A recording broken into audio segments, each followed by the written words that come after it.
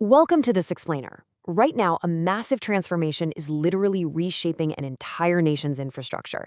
It's changing the economy and, well, potentially the very engines of the cars we drive every day. We're taking a grounded, data-driven look into India's aggressive new energy mandate. Now, on paper, it's a policy built on massive macroeconomic ambition. But as we start to peel back the layers, we find a pretty complex web of unseen trade-offs. Let's get right into it, starting with what's actually unfolding at your local fuel station. India is changing its fuel, not in the future, but right now. Take a moment to let that sink in. 5 years ahead of its original 2030 deadline, the government has already met its target to roll out a brand new blend of petrol across the entire country. If you're filling up your tank today, you are actively participating in one of the most rapid energy transitions in the world. But what if this solution creates a bigger problem? That's the central tension we're investigating today. Because, look, on a macro level, this shift looks like an absolutely undeniable victory for both the national economy and the environment. But on the micro level, inside the garages of everyday consumers and across the vast agricultural belts of the country, a very different story is starting to emerge. Section 1. Context. The E20 fuel shift. So, E20 fuel. It's exactly what it sounds like. A motor fuel blend made up of 20% ethanol and 80% traditional petrol. Ethanol itself is a renewable alcohol-based fuel. In India, it's primarily derived from agricultural crops. We're talking sugarcane molasses, maize, and rice. The whole idea here is that by mixing this farm-grown fuel with standard petrol, you create a significantly cleaner burning energy source. But the real why behind all this comes down to one absolutely crucial number: 85%. India imports about 85% of its crude oil requirements. That is a massive dependency, and it leaves the country incredibly vulnerable to volatile prices and geopolitical disruptions in the global oil market. So for the government, replacing 20% of that imported petrol with domestically grown ethanol isn't just an environmental policy, it's a critical tool for national energy security. Section 2. Global Comparison. The Ethanol Experiments. When we look globally, we actually see two very different models for this kind of transition. First, there's Brazil. Driven by the oil crisis in the 1970s, Brazil launched their pro-alcohol program and transitioned successfully over decades. Today, over 80% of new cars in Brazil use flex fuel technology, meaning they can run on pretty much any mix of gasoline and ethanol. But then, contrast that with the United States. The U.S. relies heavily on corn ethanol, which has sparked some massive debates around land use. And crucially, U.S. corn ethanol has a remarkably low energy return on investment. It's just 1.5 to 1. Meaning it requires almost as much energy to produce as it actually gives back. Section 3. India's benefits. The macro wins. Back in India, the sheer scale of this substitution is just staggering. By blending ethanol, the program has successfully substituted more than 277 lakh metric tons of crude oil. And environmentally, the gains are equally massive.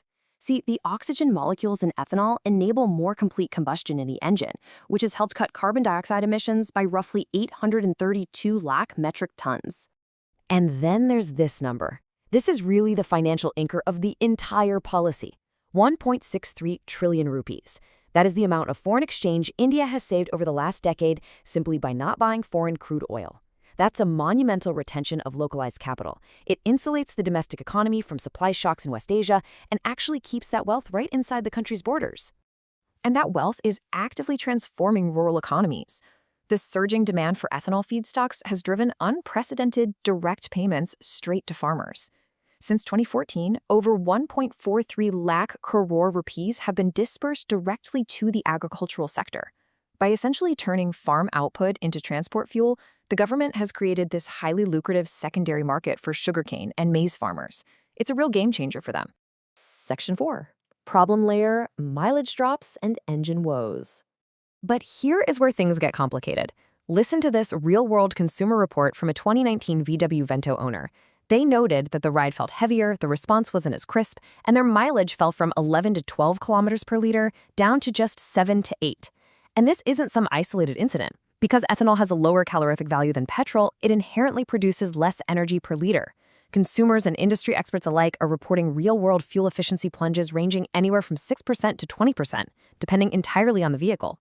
At the core of this issue is a glaring gap between government policy and consumer readiness. While E20 fuel is being aggressively rolled out at pumps nationwide right now, an estimated 9 out of 10 cars currently on Indian roads are only E10 ready, meaning they were engineered to handle a maximum of just 10% ethanol. Yet, millions of consumers are completely unaware of the fuel they're actually putting into their tanks every day. The hidden culprit here, it's the chemistry. Ethanol is hygroscopic. In simple terms, this means it has a high tendency to absorb moisture directly from the air. When that moisture accumulates inside a fuel system that wasn't explicitly built for it, it causes severe issues. We're talking phase separation and galvanic corrosion, literally rusting older metal fuel tanks from the inside out and aggressively degrading rubber seals. So, the mechanical toll on legacy vehicles is definitely significant. Extensive studies, including those by the Automotive Research Association of India, have highlighted serious material incompatibility issues. This results in accelerated engine wear, gasket failures, and clogged fuel injectors. If you drive an older vehicle, this translates to higher maintenance costs straight out of your pocket, forced part upgrades, and in some cases, automakers even hinting that warranties might be voided if the damage is traced back to higher ethanol blends. Section 5. Deep Crisis, Food, Water, and Systemic Risks. Now, expanding our view from the mechanic's garage to the broader environment, the systemic costs are staggering.